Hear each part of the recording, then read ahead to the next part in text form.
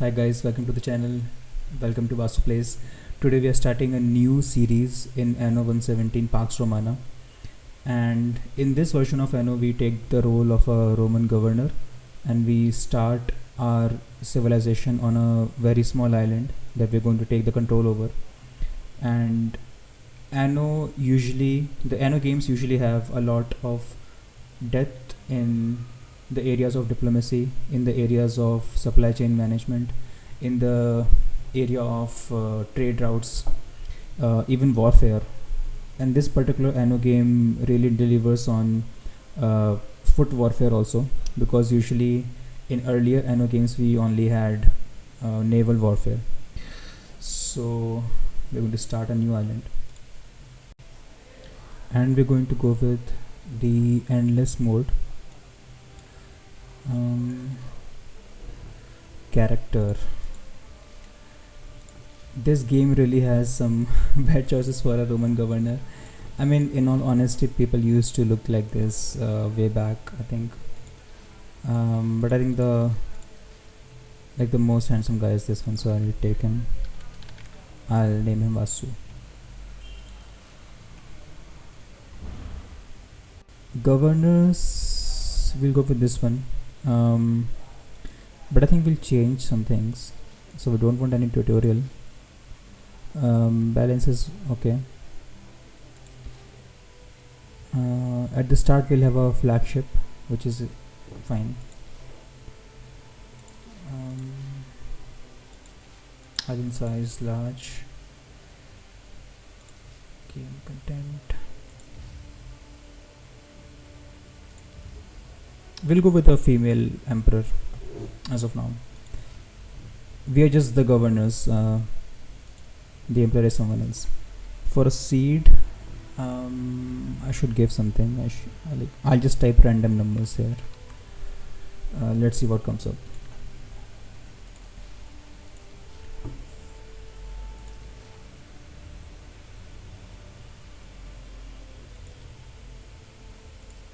And we'll start with the Latium. So Latium is like the OG Roman era province, whilst the Albion you can think of a Germanized area, the barbaric area, as some people would call it, that was there in the back of the day. The senatorial province of Latium was once Empire's beating heart, a beacon of power, decadence, the arrogance of man. Then fiery Ocassus gave voice to the gods' anger, obliterating our mortal forms. In among the ash lay a chance for humility, for change. Yet, we mortals are fickle. Hubris rises in us again, and in a new dawn's light, the question remains. Can we build a better world? Or are our past sins destined to repeat?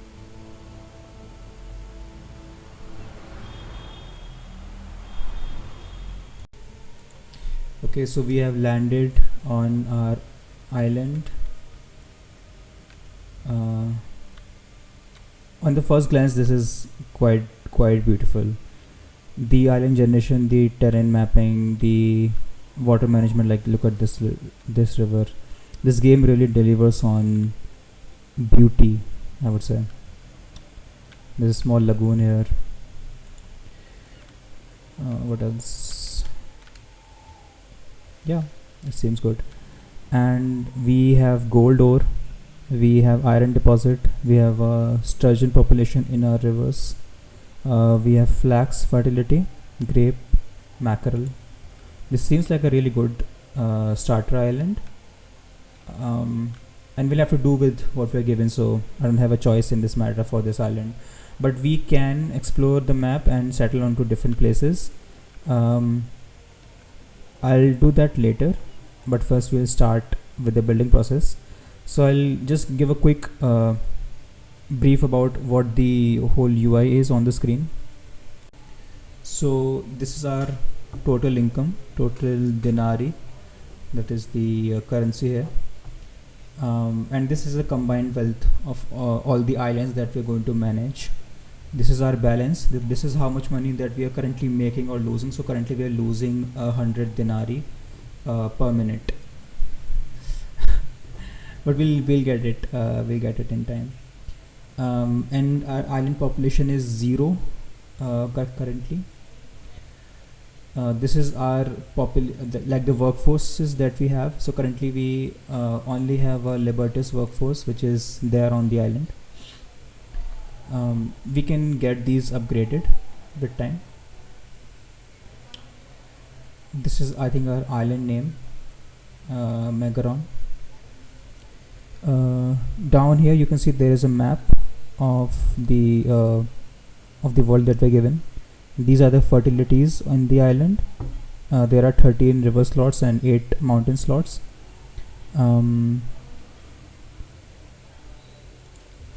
Yeah, this is the map. This is the fertilities. And I've currently stopped the day cycle, but we can start it and see the day change to night, and the seasons come and go. Down below, it is the panel of the panel that we will use to make things and choose different options. So this is currently the ornaments tab, where we can build different statues. We can build different type of trees, all of these things. I'm done with these right now. Then this is the amount of timber and wood we have. So we can also start a woodcutter and sawmill, which will make wood for us, which we'll use for building. These are the residences and these are the warehouses. In our building menu, the UI in this game differs from the one in Anno 1800. So if you have played it before, this is new for you. We currently have these 4 options unlocked right now, and we haven't built any houses, so we don't know the needs that are being matched for them. This is the ship menu, but we only have one flagship, so it is just the one. We can see how many ships are idle, how many ships are in transit to a different world, how many ships are currently trading, how many ships are currently guarding, escorting, all of these things. These are the land troops window. So I'll start with building a small road, and we need to place a woodcutter here. I think I'll choose this spot. This seems relatively nice. We can still use the harbor area for different harbor buildings, but this needs to be in range with the trading post. So I think I'll bring it over here.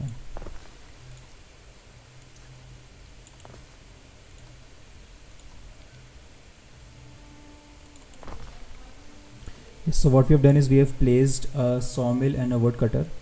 So the woodcutter cuts the wood and they transport the wood to our sawmill. Our sawmill processes that wood into timber, and the timber is then loaded into the warehouse. This is how the supply chain works on one of the islands. Also, one very good thing is that we can land down and get a tour of what we have built currently. So this guy is doing hard labor, good, making money. We are currently chopping down the wood,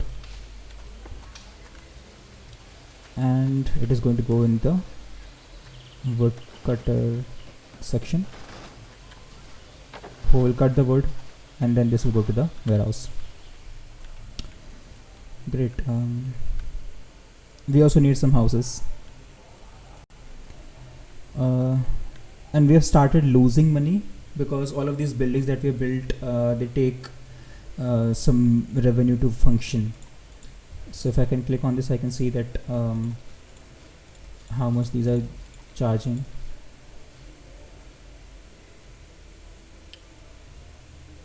See, there is a -4 profit and -8 profit here, basically loss. but that's okay. We can recover from this. Um, we are going to settle. I just don't want to settle on a place which is surrounded by mountain and river slots, because I don't want my population to be around some buildings which can be harmful for them. For example, if you are raising pigs to make soap, those pigs and the vicinity to from it to the nearest houses, like they produce diseases, so our residences uh, can get sick. So I'll start a small colony here. I can place some houses, so these will be where our people will live. And we have unlocked the need option for this liberty workforce. I'll come to that first. So each type of workforce needs some needs, and their needs vary. So for example, if I were to click on this, I'll move myself. You can see that this particular type of workforce has three type of needs: food, then there is a public service need, and then there is a fashion need. So in food, we can currently give them either sardines or either porridge, and all of these things have different benefits. So giving them porridge means +2 population can live in these houses, but if we give them sardines, there will be a +1 population and +1 income. So if you are aiming for a higher income, it makes more sense to give them sardines, but if you want more population, it makes more sense to give them porridge. It depends on how you're going to play this game. For public needs, they need either a market nearby or they need a tavern for drinks. Market gives, I think, tavern gives more happiness. So we'll come to that. This is currently locked. Same with this fashion needs. Fashion needs can be fulfilled by either tunics or the palace hats. I think I'll currently go with sardines and the sardine production. So sardine is harvested in the water in the near the sea. So we need to place it as a harbor building. So this is the sardine hut, which will collect fishes from the sea and then bring them to the warehouse. And it needs to be connected to the warehouse, so I need to draw a road that connects.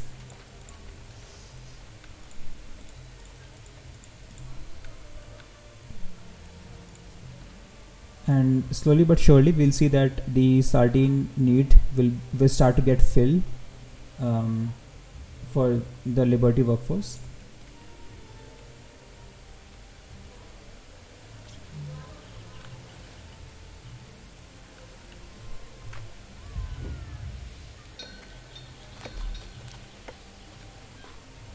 I mean, these people are working hard. Arre?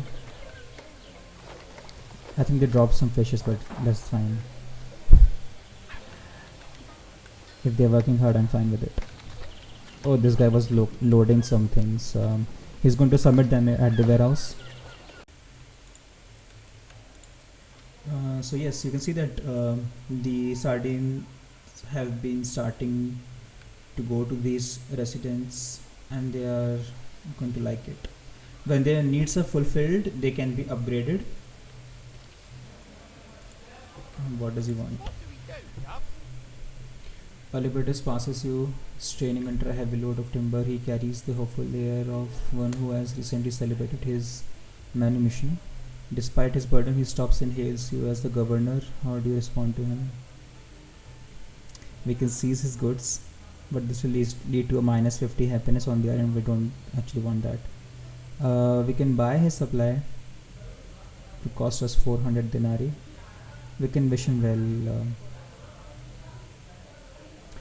I think we can buy it. We still have a lot of money that we can spend around. Your freedmen won't forget. But if we go too less and we incur a lot of debt, we will lose the game. Like, the only way to lose this game is to either have no islands, either lose in a warfare, or this going bankrupt.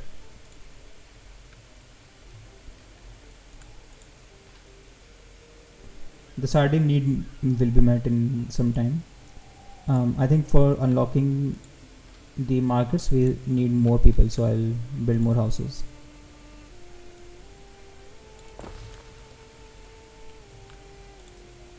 I'll also build a small colony which is in this fashion. I don't know, I like this. I like this layout.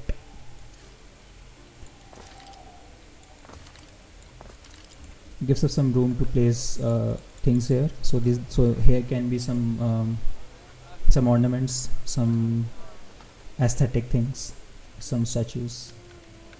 Not every grid needs to be like a 3x2 or a 2x2. This feels fine.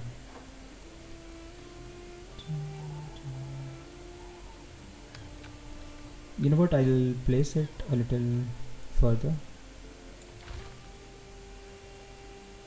because I need my market to be connected to all this.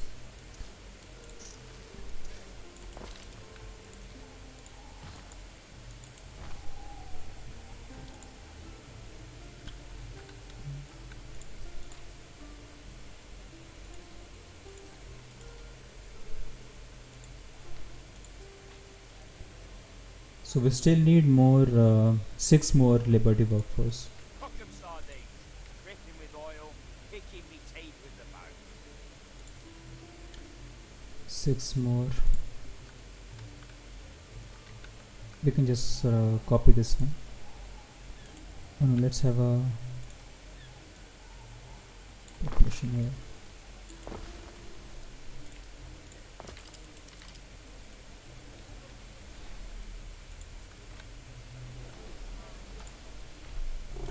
So soon we will unlock the markets, and there we have it. The markets and taverns are now unlocked. We can build them. Market gives us +1 population and +1 income, whilst the tavern gives us +1 population and +1 happiness. People go, people drink, people socialize, they be happy. But market is there for the income. I think I'll go with the market as of now, and then I'll think about going for a tavern, or we can just build both. Looks good.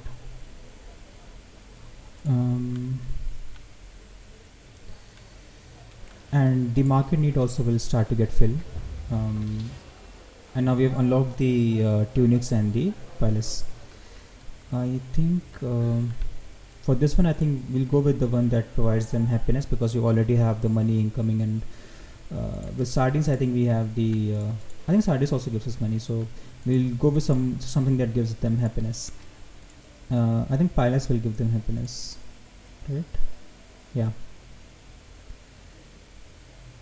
And it has an area effect of +1 income also, so it's like +2 income and then +1 happiness.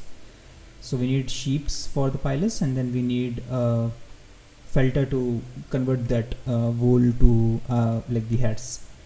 So we start a small sheep farm here.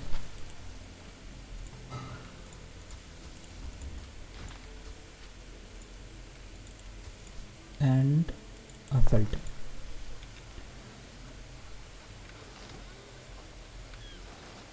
So people will harvest the wool from the sheeps and then give it to felter, and the felter will give it to the to the warehouse.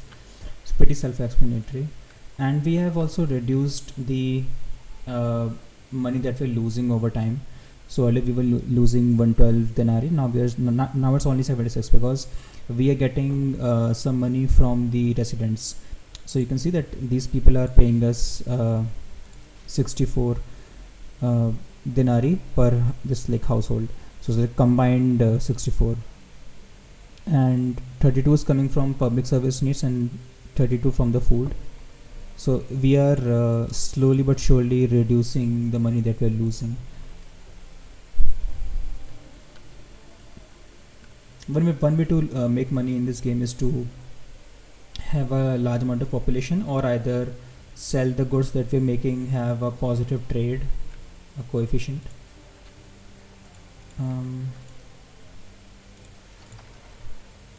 Slowly the need of the fashion will also be met,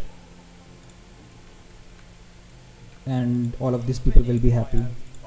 We can only upgrade these people to the next category only when these three needs are fulfilled. So it's slowly starting to rise, and also we have started to reduce our loss even more.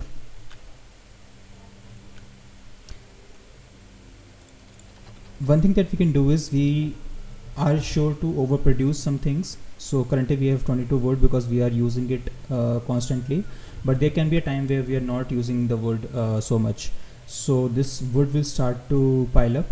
What we can do is we can set a selling trigger. So whenever we are producing, let's say, more than 50 timber, we are going to sell it, and we're going to manage, like we're going to keep 10 timber always.